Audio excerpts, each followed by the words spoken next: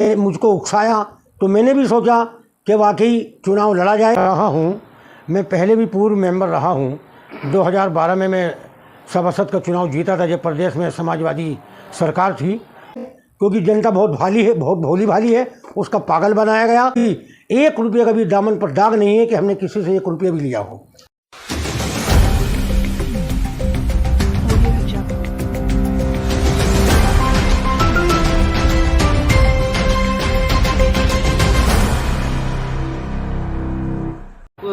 Ward number 17 चुनाव लड़ने की आपने तैयारी की जा रही है, किस तरीके से चुनाव को देखते हैं? चुनाव को इस तरह देख रहा हूँ, मैं पहले भी पूर्व मेंबर रहा हूँ। 2012 में मैं सभासद का चुनाव जीता था जब प्रदेश में समाजवादी सरकार थी। और मैंने, क्योंकि हमारे विभागीय मंत्री मोहम्मद आजम खां थे, और मैंने पूरे 5 साल अपनी जनता की समस्या का निवारण कराने के लिए लखनऊ के चक्कर काटे, अपने यहाँ विकास कार्य कराया। मैंने नसीर चाय वाले से लेकर और रतन की जो दुकान है बिद्रीवाड़े में, तकरीबन 150 मीटर की सड़क का बड़ा निर्माण कराया था। और पूरे मोहल्ले में जितनी सड़कें थी सबका निर्माण कराया। समाजवादी पेंशन तकरीबन 50 बनवाई थी, विकलांग पेंशन बनवाई, विधवा पेंशन बनवाई। और कोई भी समस्या में थाने में नहीं जाने देता था, अपने घर पर बैठकर लोगों का निवारण कराया करता था। अच्छा, कितना संतुष्ट लगते हैं जो अभी 2017 से जो सभासद थे उन्होंने कितने विकास कार्य करा पाए हैं, और आप उन जो विकास कार्य छूट गए आप कितना कराना चाहते हैं? भाई, कोई विकास कार्य छूटा ही नहीं था, मैंने ही सारे विकास कार्य कराए थे। 2017 का जो चुनाव हुआ था, जो सभासद जीता था, उसे मुखबरी के अलावा कोई काम नहीं था। पूरे 5 साल मुखबरी में गुजर गए, कोई निवारण नहीं हुआ, किसी जनता की समस्या का निवारण नहीं कर पाया। और कोई शिक्षित नहीं था। राजनीति में खाली बल की ज़रूरत नहीं होती, शिक्षा की भी ज़रूरत होती है। I am graduate from CCS university से मैंने ग्रेजुएशन की थी और 14वीं पास हूँ, पढ़ा लिखा हूँ।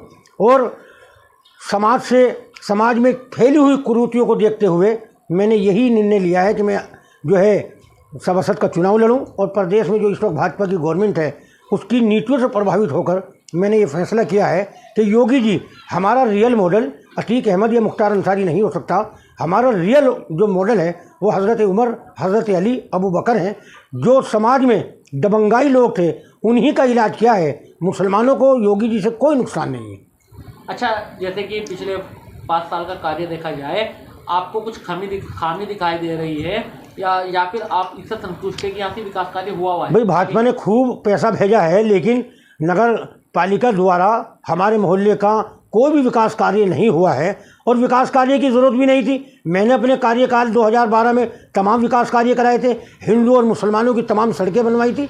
जितने भी हिंदू लोग थे, हमारे यहाँ जो हिंदू कॉलोनी है वो थाने के पीछे पंजाबी कॉलोनी है, उसमें तमाम सड़कों का निर्माण कराया है। तो कोई निर्माण की ज़रूरत नहीं थी, जो मौजूदा सभासद निर्माण कराता। अच्छा, अभी आपको जनता ने दोबारा चुनाव लड़ने का फैसला किया या आप अपनी मर्जी से दोबारा? जनता की आवाज़ पर हबीबुर रहमान चुनावी मैदान में है। जनता ने मुझसे आके कहा, मुझको उकसाया तो मैंने भी सोचा कि वाकई चुनाव लड़ा जाए। क्योंकि जनता बहुत भोली भाली है, उसका पागल बनाया गया।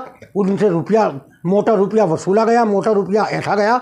हमने अपने कार्यकाल में, हम पर कोई 1 रुपये का भी दामन पर दाग नहीं है कि हमने किसी से 1 रुपया भी लिया हो। अच्छा, हमारे चैनल के माध्यम से अपने वार्ड वासियों से क्या अपील करना चाहेंगे चुनाव को लेकर? क्योंकि चुनाव की तारीख भी डिक्लेयर हो चुकी है, 4 में चुनाव की आ चुकी है, तो किस तरीके से अपील करेंगे? भाई, मैं यही अपील करना चाहता हूँ कि जो मोहल्ले के लोग ये चाहते हैं कि मोहल्ले से कुरीतियाँ दूर हो जाए, मोहल्ले में विकास कार्य हो, विकलांग पेंशन बने और लोगों की विधवा पेंशन बने, उसके लिए मैं सदैव तत्पर अग्रसर रहूँगा और आगे पंक्ति में रहूँगा, सफ़े अव्वल में रहूँगा, लोगों की समस्या का निवारण कराने के लिए, चाहे मुझे अपने विभागीय मंत्री से लखनऊ जाकर मिलना पड़े।